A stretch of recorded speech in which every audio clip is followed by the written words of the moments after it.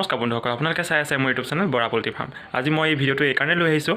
মই আপোনালোকক আগৰ ভিডিঅ'কেইটাতো কৈছিলোঁ যে 100 ব্ৰইলাৰ পুহি কিমান লাভ হ'ল লোকচান হ'ল সেইখিনি ভিডিঅ'টো পালেই, কিন্তু তাৰে এটা মই ব্ৰইলাৰ ৰাখি থৈছিলোঁ যিটো ৱেট আজি লাইভ আপোনালোকৰ সন্মুখত দেখুৱাম আৰু সেইটো আজি মানে বনাই খাম আৰু সেই বনোৱাৰ ৰেচিপিও গোটেই ভিডিঅ'টোত চাই যাব পাৰিব। যদি ভিডিঅ'টো ভাল লাগে তেন্তে এটা লাইক কৰিব আৰু চেনেলটোলৈ যদি নতুনকৈ আছে তেন্তে ছাবস্ক্ৰাইব কৰি ৰাখিব। এতিয়া মানে মাক দিছোঁ মোবাইলটো ভিডিঅ' কৰিবলৈ, ফ্ৰণ্ট কেমেৰাটো অন কৰি। এতিয়া ব্ৰইলাৰটো আনিম আৰু মোৰ ৱেটটো জুখি খাম আপোনালোকৰ সন্মুখত চাব। এতিয়া প্ৰথমতে মোনা এটাৰ জেপটো চাই লওঁ।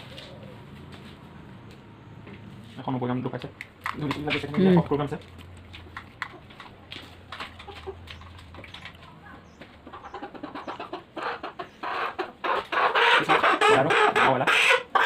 চাউণ্ডে চাই দিয়া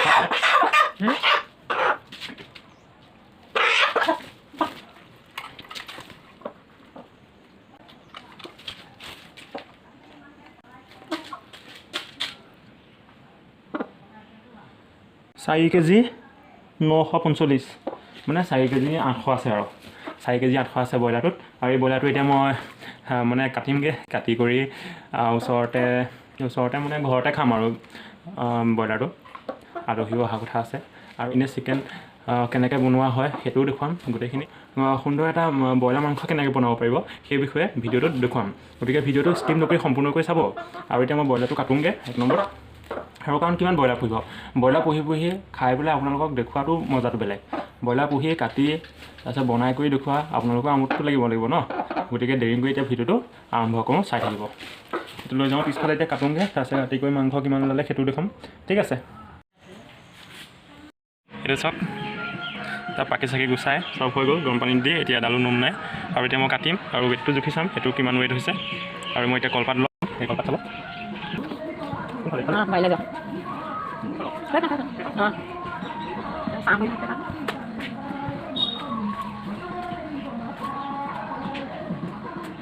মাংস আছিলে আৰু এয়া কেঁচা মাংস মেৰিনেট কৰি ৰাখিছোঁ। মেৰিনেট কৰোঁতে মই প্ৰথমতে আদা নহৰু পেষ্ট কৰিছোঁ, আদা নহৰু মিক্সিত পেষ্ট কৰিছোঁ। তাৰপিছতে এয়া হৈ গ'ল পিঁয়াজৰ পেষ্ট, তাৰপিছতে শুকান জলকীয়া 3টা ৰঙা। তাৰপৰা তাতে এইখিনিৰ লগত ফাৰ্ষ্টতে মই নিমখ দিছোঁ, সোৱাদ অনুসৰি নিমখ দিব। তাৰপৰা হালধি দিছোঁ, হালধি দিয়াৰ পাছত মই এভৰিডে হালধি ইউজ কৰিছোঁ। তাৰপিছতে মই নহৰু আৰু আদাৰ পেষ্টটো দিছোঁ, ইয়াতে মিক্স কৰিছোঁ। আৰু তাৰপিছত মই মিট মছলা দিছোঁ, সেইটো মিট মছলা দিছোঁ। তাৰপিছতে এইটো দিয়া নাই, এইটো শেষত দিম, গৰম মছলাটো। তাৰপিছতে জিৰা এইটো প্ৰথমতে তেলত দিম, এইটো ইয়াৰ লগত মিক্স দিয়া নাই। আৰু ইয়াৰ লগত এইটো দিছোঁ, কাশ্মীৰ মিৰ্চ পাউডাৰটো দিছোঁ। এইকেইটা মই দিছোঁ আৰু কাশ্মীৰ মিৰ্চটো দিছোঁ আৰু মিট মছলা দিছোঁ, হালধি দিছোঁ, আদা নহৰু পেষ্ট দিছোঁ আৰু পিঁয়াজৰ পেষ্ট দিছোঁ। তাৰপিছতে ইয়াত মই আপোনালোকে দৈ দিব বিচাৰিলে দৈ দিব পাৰিব। মই কিন্তু আমুলৰ ফ্ৰেছ ক্ৰীমটো দিছোঁ, ক্ৰীম অলপ দিছোঁ, ইমানটোমান দিছোঁ। আৰু তাৰপিছত পূৰা মেৰিনেট কৰিছোঁ। মেৰিনেট কৰাৰ পিছত 20 মিনিট বা আধা ঘণ্টা এইটো হাৱা নোযোৱাকৈ ভালকৈ বন্ধ কৰি ৰাখিছোঁ। আপোনালোকে পেপাৰ দিও কৰি ৰাখিব পাৰে, ফ্ৰিজত ভৰাই বা আধা ঘণ্টা ৰাখিব পাৰে। মই এই থালিখনহে এনেকৈ কৰি পেলাই দিছিলোঁ। আৰু মই এইটো বিলাহীৰ পেষ্ট বনাই লৈছোঁ। এতিয়া মই চাব, আৰু এইটো হৈ গ'ল ইলাচি, আৰু এইটো লং ইলাচি, ডালচেনি, আৰু এইটো তেজপাত লৈছোঁ, আৰু আলু 2টা লৈছোঁ। এইটো হ'ল কচুৰি মেথি, এইটো লাষ্টত দিম কচুৰি মেথিটো। তাৰপিছত বাটাৰটো লাষ্টত দিম আৰু গৰম মছলাটো লাষ্টত দিম। আৰু এতিয়া মই প্ৰথম তেলত দিম, তেলটো দি লওঁ, আহক চাওঁচোন। এইটো চাব, এতিয়া মই লগাই লৈছোঁ। কেৰাহীখন ফাৰ্ষ্টতে মই গৰম হ'বলৈ দিছোঁ, গৰম হ'বলৈ 5 মিনিটমান দি লওঁ। এতিয়া কেৰাহীখন গৰম হৈছে। কেৰাহীখন গৰম হোৱাৰ পিছত মই ইয়াত মিঠাতেল দিম। আৰু মই মেৰিনেট কৰোঁতে মিঠাতেল দি থৈছিলোঁ, এই মাংসখিনিত মই অথনি মিঠাতেল দি থৈছিলোঁ, ক'বলৈ পাহৰি গৈছিলোঁ। আৰু এতিয়া মই তেল বেছি নিদিওঁ কাৰণ মাংসত দি থোৱা আছে, ইমানটো দিছোঁ। আৰু এতিয়া মই তেলখিনি গৰম হ'বলৈ দিম, তেলখিনি গৰম হৈ লওক। তাৰপিছতে কি দিম আপোনালোকক দেখাইছোঁ, চাই থাকক। এতিয়া চাওক, মই প্ৰথমতে লং ইলাচি ডালচেনি দিম। ইয়াত লং ইলাচি ডালচেনি, তাৰ লগতে তেজপাত 2 খিলা দি দিছোঁ। তাৰপৰা শুকান জলকীয়া 3টা দি দিছোঁ। তাৰপৰা এইটো লৰাইছোঁ।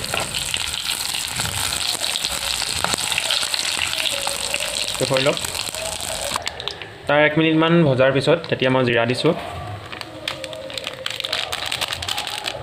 ইয়াত বেছি নাই দিয়া জিৰা। ল' মিডিয়াম ফ্লেমত ৰাখিব যাতে হাই ফ্লেম নকৰিব নহ'লে দেৰি যাব এইটো হৈ যোৱাৰ পিছত এতিয়া মই প্ৰথমতে আদা নহৰু পেষ্টটো দিম আদা নহৰু পেষ্ট দিয়াৰ পিছত মই এইটো পিঁয়াজৰ পেষ্টটো দিম চাই থাকিব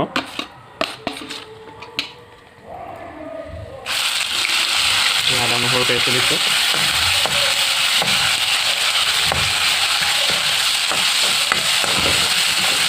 এনেকৈ পূৰা লৰাই দিব আৰু ইয়াৰ পিছত ইয়াৰ পৰা চাব যেতিয়া এতিয়ালৈকে ভাজিব যেতিয়ালৈকে ইয়াৰ পৰা তেলটো বাহিৰ হৈ নাযায়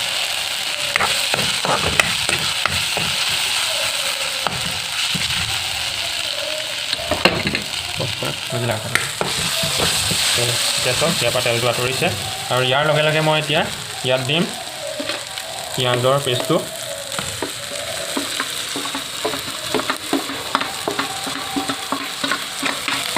মই পিঁয়াজৰ পেষ্ট দি দিলোঁ আৰু পিঁয়াজৰ পেষ্টটো দি পূৰা লগাব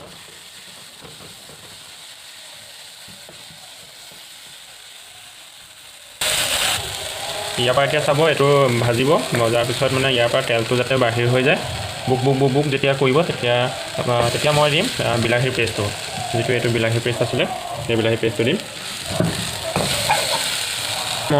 এতিয়া মই ইয়াত দিম মোৰ পেষ্ট কৰি থোৱা বিলাহীৰ পেষ্টটো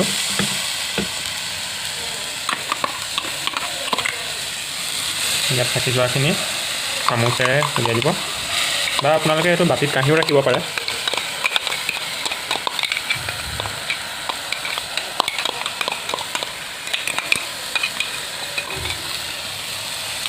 তাৰপিছত এইটো এতিয়া মই এইটো পূৰা ভাজিম বিলাহীটো প্ৰায় 5 মিনিটমান সময় ভাজিব লাগিব যাতে ইয়াৰ উতল অহাৰ পিছত ইয়াৰ পৰা তেলটো যাতে আঁতৰি যায় ইয়াত এতিয়া পনীয়া পনীয়া হৈ আছে সেই পনীয়া পনীয়াটো যাতে নাথাকে অকণমান দি দিছোঁ বেছি দিয়া নাই চাওক এতিয়া গেছটো অকণমান ফ্লেমটো বঢ়াই দিছোঁ গেছৰ ফ্লেমটো ধৰি লওক তাৰপিছত এতিয়া মাংস দিম এইটো প্ৰায় 10 মিনিটমান ভাজিব লাগিব ভাজি কৰি আপোনালোকে ৰাখিলে আৰু ধুনীয়া আহিব ভাল হ'ব লাগিব আৰু এইটো চাওক এতিয়া মই মাংস দিছোঁ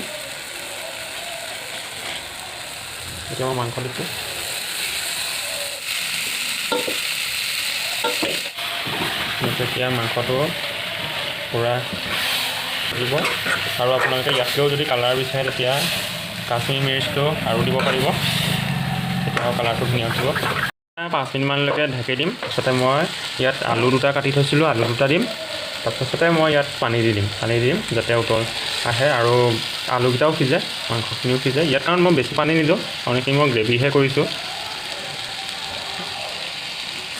এতিয়া ঢাকি থোৱা আছিলে এতিয়া আঁতৰাই দিছোঁ আঁতৰাই দিয়াৰ পিছত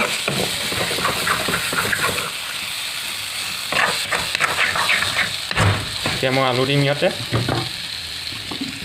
আলু গুটি দিছোঁ আলু গুটি দিয়াৰ পিছত অকণমান সিজিবলৈ দিম যাতে আলুৰ কেঁচা গোন্ধটো নাইকিয়া হয় এতিয়া বাটাৰ দিম বাটাৰটো তাৰে 2 চামুচ দিম আৰু এতিয়া বাটাৰ দিম বাটাৰ বেছি নিদিওঁ অকণমান দিম বাটাৰটো এতিয়া বেছি নিদিওঁ 2 পিচ দিম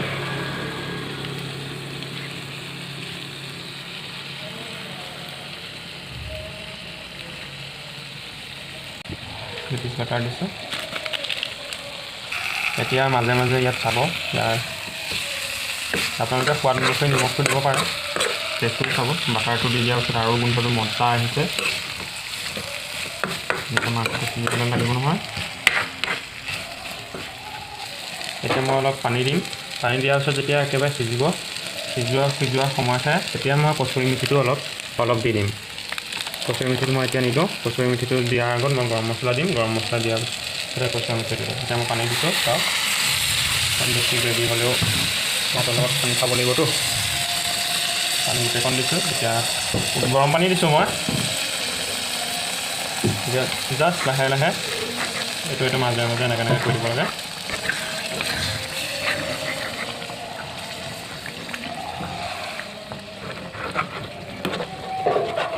এতিয়া মই গৰম মছলা দিম গৰম মছলা দিছোঁ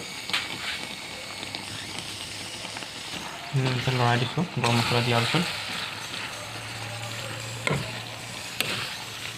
কি ধুনীয়া হৈছে দেখিছেনে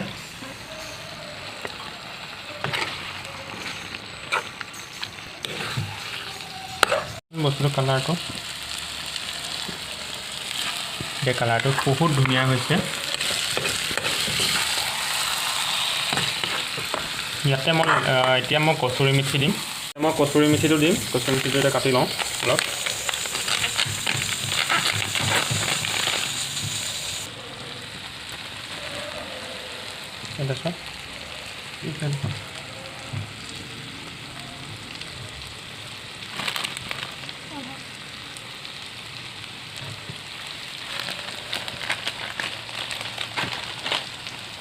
কচুৰি মেথি দিয়াৰ পিছত এতিয়া মই এইটো জাষ্ট লৰাই দিম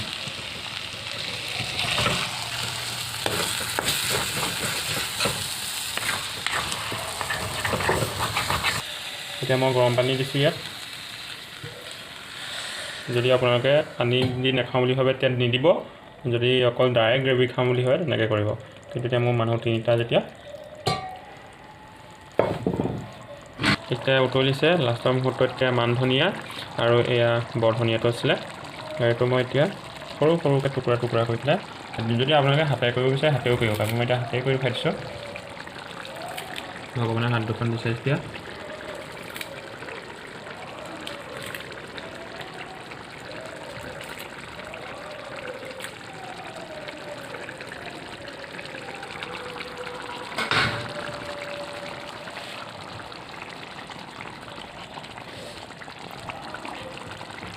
চব কালাৰটো